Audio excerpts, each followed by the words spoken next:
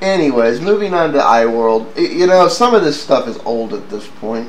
Because some of this stuff started being added in last week. I haven't heard anything what I would consider ironclad on the Nano project. You know, the iPhoneNANO. I have seen, interestingly enough, that AT&T's solution to they don't have one of their solutions to they don't have iPhone 4 exclusivity is we still have 3GS exclusivity now for $49. And I'm just like, really? That's the best you could come up with? You're not going to advertise the 3GSs on the cheap? It's like, when I saw that, I was just, oh, AT&T, where the mighty have fallen on their face and been drug. I mean, is anybody really falling for that? Do we really think, you know, on that arena? Depends how cheap you want to go on your iPhone and how much you're integrated to the iWorld.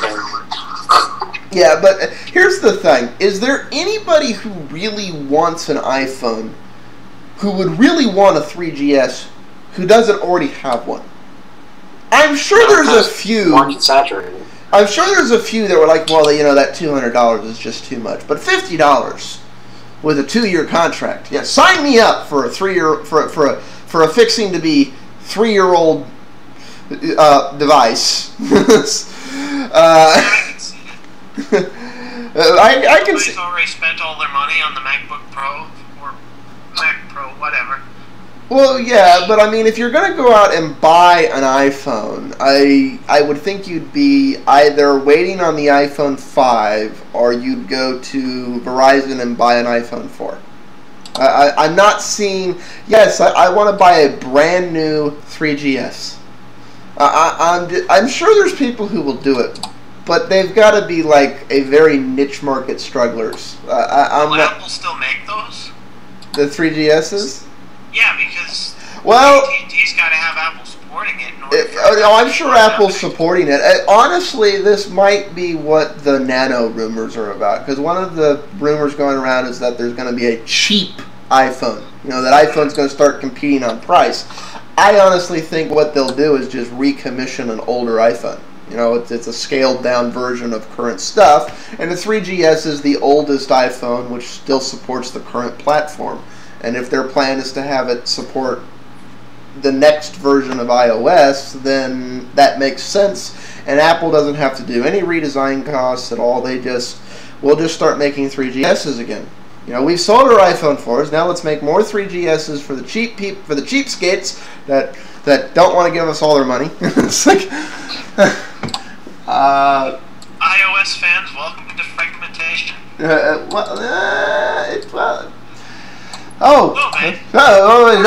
Shush. Blasphemy! On that note, that's actually a perfect transition to get into the, I'm hesitant to go into this. But the big fucking, I read this story, I'm assuming y'all can see what I've highlighted. I cannot. Which one? That one. There's nothing. Oh, come on, no. Oh, but we must!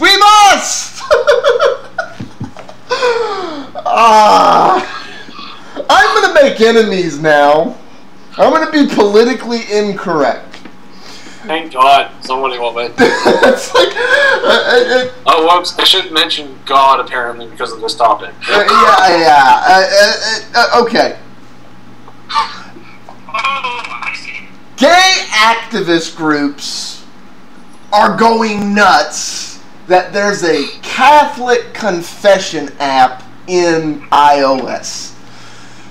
Their byline is, it's promoting an intolerance towards homosexuality. Again, I have nothing against facts.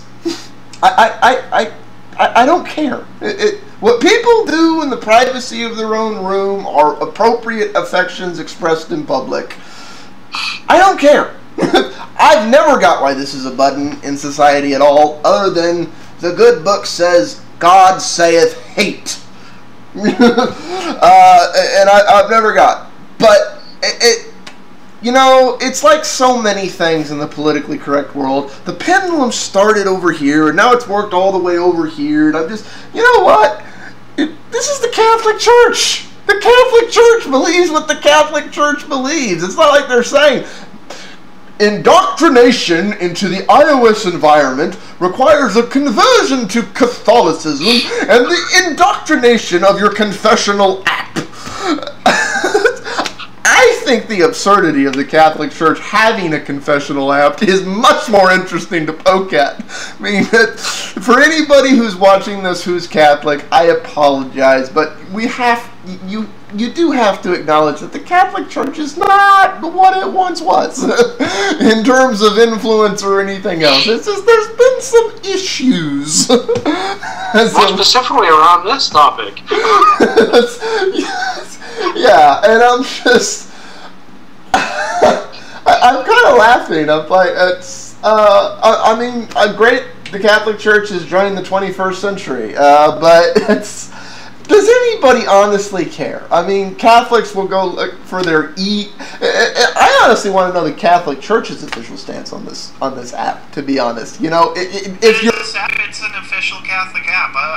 I actually heard about this. It is an official app, but that it aids you through confession. Yeah, but I'm trying to understand around that. It's like okay, so what? God's so perfect that there's a computer. Okay, I'm not getting on. I phrased that wrong. But I was gonna say, don't we go there? Yeah, but please continue. yeah. Anyways, but I mean, how does it work?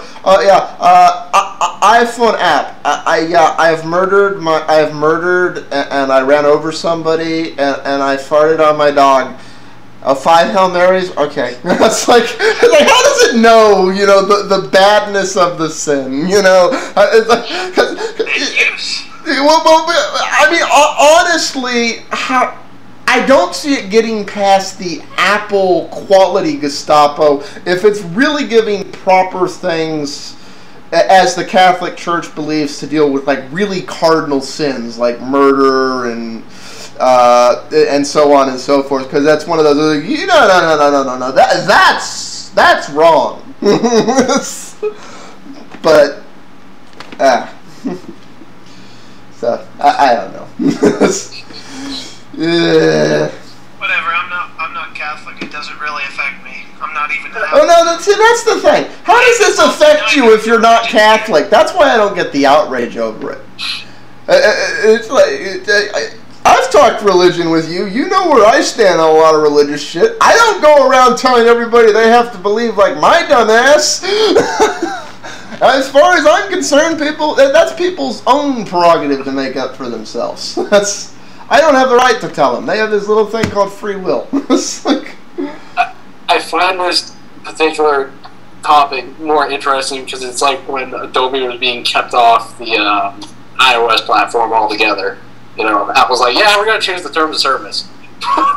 It's the same idea. It's like, these people are individually picking what they want, for an application, whatever the reason, good, bad, or different. Yeah. And you got this one group that's flipping out about it. Who the hell cares? It's on their phone. Yeah, it's not like loading the app is compulsory. It's not like it comes on the iPhone. And honestly, where do you draw the line? There isn't. You can't draw the line on that. Although I honestly do have to wonder if somebody loaded like an ebook that happened to be something like, I don't know, let's say the Quran.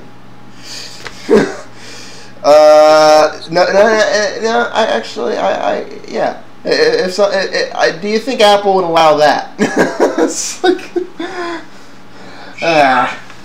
okay. Now we've taken this to a really disturbing, dark place. Let's move off to somewhere nice and pleasant, like the fact that Verizon is pushing the fact that the iPhone 4 is stable over on their network. which is the exception of still having antenna gate, essentially. Yeah, well, yeah, and I bashed on this a little bit in iWorld, but I do have to admit that the antenna problems are less.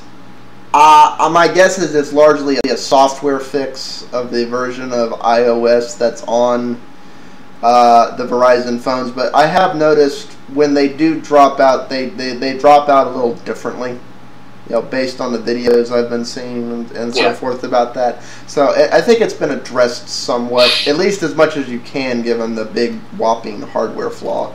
So I don't think Verizon's claims are outright false there, but it's one of those. That's a really touchy position to be building. Stability. We're stable. Come crash us. It's like. Okay. And with the exception they don't tell you is, oh yeah, you can't do data and voice at the same time. There are no limitations. These don't exist. We can do everything. I never find myself using data and voice at the same time. Is that a big issue? Well, to some it is. Sometimes I even wish that it would just cut out my phone when I'm using data. Well, it depends what you're doing. The obvious time that you do want to be doing data and voice at the same time is when you're doing data, then you get a phone call. Yeah, well, no. The obvious time is you're multitasking. Like the example they gave on the stage. Somebody's talking with somebody, and they're like, "Oh yeah, let's see what restaurants." Like, "Oh, hang on, I have to hang up on you." And then go check this because I'm not somewhere with a laptop or something. I have internet, but I have to hang up on you. Hold on a minute. I'll Google it and get right back to you. It's like it is a valid point. It's one of those. You have a device that's capable of doing it. People who are multitasking like that, and admittedly, that isn't everybody because it's. But it's not me. Well, yeah, but there are power users, even on iPhones, who they're doing that all the time. They'll be having a conference call and they'll be in the middle of writing an email to their boss's boss or somebody or yada yada yada yada. And if you can't be doing both at the same time, it's like, oh, did you get that new thing? Oh, hang on, I'll check the page while we're talking. It's more an issue for these road warriors who are never in one place for more than 5 minutes. It's more an issue for those people. People who always have good infrastructure access, yada yada, not so much an issue. Because they're probably somewhere with Wi-Fi and then it's not an issue. It's I'd say 15% of the people who this is really an issue for. Anyways. Yet another iPhone 5 rumor. iPhone's gonna have a bigger and better screen. Well, good for it. Just like the iPhone. You already made that. It's called the iPad. No. The rumors. That's a 9-inch screen. Yeah, the rumor is it's gonna be getting like a screen in the same size of the larger Android devices. The 4-inch screens, the 4.3-inch screens, whatever they are. Yeah, because it. Kind of roll. And honestly, of the bajillion, the iPhone 5's gonna fly and take you to Mars and rewind time. I think I saw that commercial. It's like, yeah. Of all the rumors with the iPhone 5, this is really the only one that's come out that makes sense. It does make sense for Apple to adopt the larger form factor because it is becoming popular. And it's one of the things, Apple doesn't have a device that fits in that larger form factor. And since they've moved the iPhone 4 over, that's not. The real concern with that's going to be, will anybody get an iPhone 5? Because in all likelihood it's launching on both carriers, and Apple, I think they do a little bit of purpose short stocking personally. I don't think that's entirely, there's just so much demand we can't possibly keep up. Yeah, Ball type. Yeah. I think they plan for, okay, how many are we going to sell? Okay, reduce the number we're going to make by 30%. So we have a guaranteed sellout.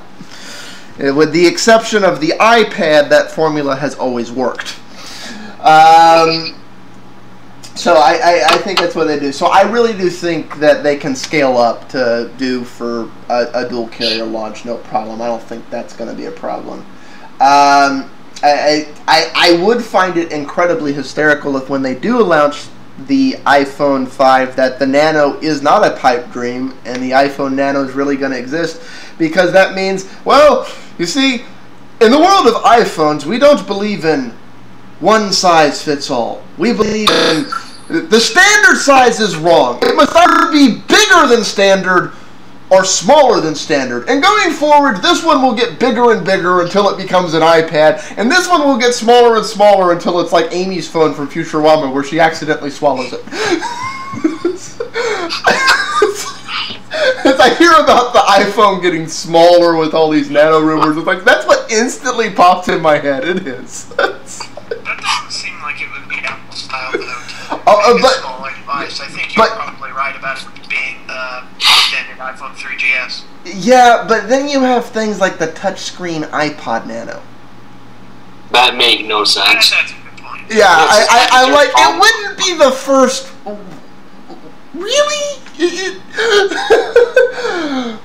Thanks for proving my point. Really just take an iPod Nano and stick a phone in it? There's probably enough room in there for the circuitry. Why would anybody want that, though? The general reaction, even against people who love Apple, is the Nano sucks. The new Nano, they don't want it. They're like, they miss the old Nano. I actually played with one of those things. Those things are awkward as all get out. I'm not a fan of Apple, but the old Nano at least made sense, because what it was a small iPod Classic. Yeah, basically, the people I always saw an iPod Nano with, the old one, not the new one, were basically kids, and that, you know, an iPod Classic is really what they need, but it doesn't fit in their hand, and because they're one of those Nanos. Yeah, it's like, and they'll fit in pockets better and so on. But it's like this new one is just. Anyways, getting out of Apple Town, because this is PC versus Mac. Also true. So Microsoft. Yeah, no. It was platform wars. I know PC encompasses personal computer, despite all that. I was going to say, personal computer is a personal computing preference, so even a Mac is a PC. Yeah, well, Back to Poco.